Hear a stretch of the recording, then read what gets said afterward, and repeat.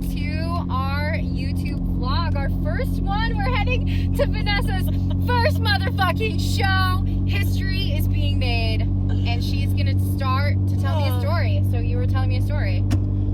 Yeah, kind of my latest, like, calling and where. Oh my gosh, an S2000. That's my dream car. Wait, really? Yes. It's a sign. Is it 444? Nope. It's almost. not. Almost. He's buzzing. He's going fast. Yeah. What did I say? Okay, so you were saying literally at the beginning of this idea of you doing a show. Oh, yeah. So I was just, like, my conclusion of kind of like what I want to pursue in my life now is kind of a derivative of the whole prep phase. Okay. So back when I started prep back in like November, like I was in a really low place, like October, November-ish. So was I. That's And weird. In college, like I've been to like a bunch of therapists and they're all kind of like, yeah, they didn't really click with any of them. But one of them, I remember this from her, and she was like, you know, if you're ever feeling really low, you need to evaluate on the scale of how low you're actually feeling. So one is, I'm having the best day of my life, the best day of my life, and a 10 is I need help immediately. Yeah. Like I'm not okay. I am in the potential that I may hurt myself. Like I need help. Yeah. Immediately right now. So to be completely honest, October, November-ish, I was at a solid 8, if not 9. Like I was not doing well, and I was like, I need something. Yeah. I need a structure or something, a goal, or something to live for. Yeah.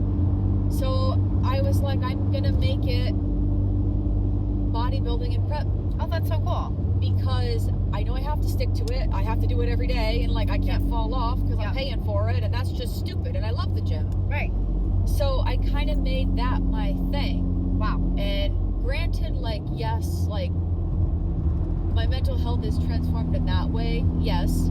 And I'm no longer at an 8, but I've learned, it's just so many things I've learned through like prep. But Ghost wants to join. one of the like biggest things, and I've always considered myself like maybe not mentally, but a very physically strong person. But prep has showed me this undescribable like strength that it's like I don't know where I pull this out of. Wow, really? Between like the insane cardio, not eating a lot, and like having to wake up early to try to get this done before my body realizes, oh wait, I am tired. Yeah. Like I don't know where I pull it out of. Yeah. And granted, some of it is, you know, just excitement and just adrenaline and oh my gosh, what's the countdown? Caffeine. Yeah, that too for sure.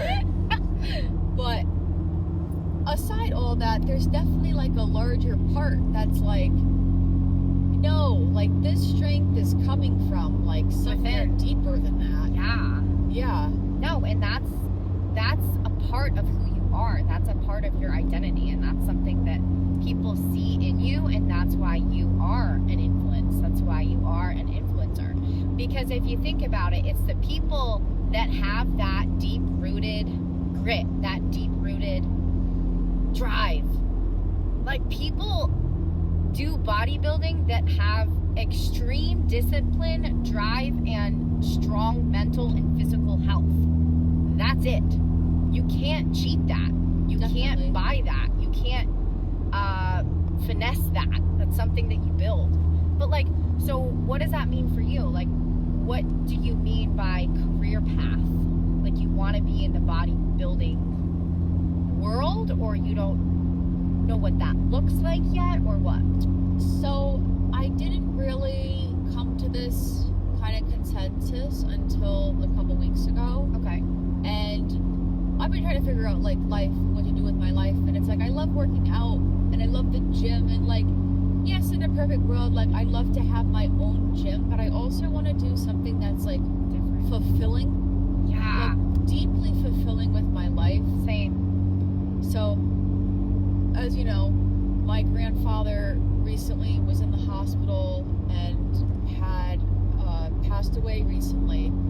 And one of the days before, well, the day before actually he had passed away, I was just sitting with him on the side of his bed holding his hand. He wasn't, like, he was kind of in, I just kind of describe it as a deep sleep. Like, he wasn't all responsive. there. Okay. Yeah. So I was just kind of sitting there praying with him, and my mom had given him, like, this little, like, Jesus little plastic figurine. Yeah. I guess from, like, the chapel or, like, somewhere in the church or the hospital. Yeah. And I was, like, looking at it, and I heard God say to me that I needed to do something with my strength. Wow. It was like, wow. And I was like, wow. Like, it was very deep. Yeah. I've been for a while trying to, like, figure hear out God and, like, his call. Yeah. Like, what do you want to do with me? Yeah, what does that mean? Like, what am I here for? What is my thing? Yeah. So, wow. I heard him say that, and then a little whiles after, like, that stuck in my head, and, like, don't get me wrong, that was a lot. Like, that hit me. I was like, oh, okay. Yeah. But then this like a tech came into the room, and I guess she got like a call or something on her phone, and she answered the phone, and she goes, "How can I help you?" Yeah. And then it really clicked, because then I heard that God wanted me to help people with my strength. Ooh. So again, didn't have it all figured out. Just kind of like I had that concept in my head, and I was like, wow.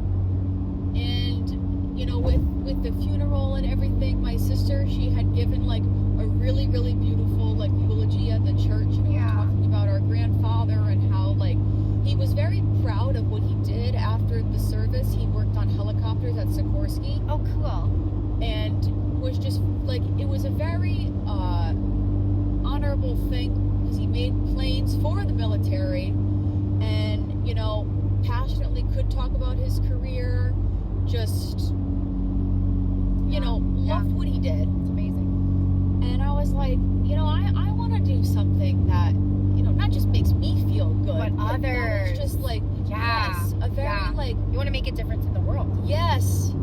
Yeah, with your strength. With my strength. Yeah.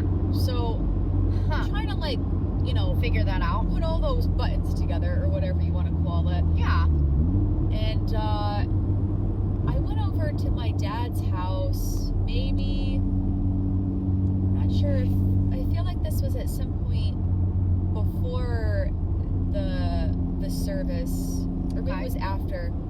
At some point around there. The days are kind of blurry, but he was like, I have and he knows that I've been, you know, trying to figure out what to do with my life, and he's kind of like, he was like, I have a career idea for you. And I was like, really? I was like, do tell. Can I take this HOV lane? I'm pretty sure I'm going to be on here for a while. Yeah. 40 miles? Yeah. Yeah. I love these. They're good. They're nice. Don't have to worry about anybody. So, I was like, I'm open. Yeah, do what tell. Is it? Yeah. He was like, so I drove past the fire department, and I saw that they were hiring. He was like, this is a couple weeks ago, and like the application kind of closed, but yeah. And I was like, he was like, I could see you being a firefighter. Wow. Can you imagine? And I was like, oh my gosh. At first, I was kind of like, interesting. But then, like, I started doing my own research on it. Yeah. And I was like, this is not something that everybody does. And it's not something that everybody is, like, mentally or physically, like, qualified of doing. For. Yeah. And I'm like, I feel like I can do anything, like, physically. Yeah, you can. So, I don't know. That's kind of like the latest thing that I've been thinking about, is like, so cool. Well, and how are you with blood, guts, and death?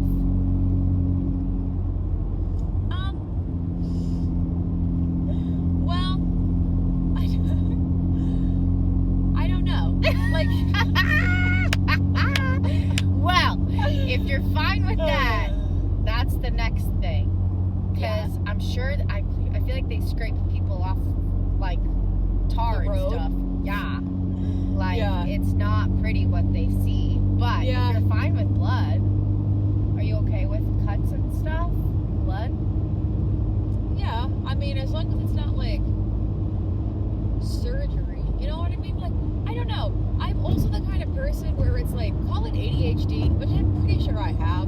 Yeah. But like, I just need like a, and not to say that this is like a positive thrill, but like, I need like crazy things to like keep me going. You're so much like me. Like when I start getting into a routine and when things start become what is it called? Methodical, or maybe that's not the word. Monotonous. Monotony is gonna kill me.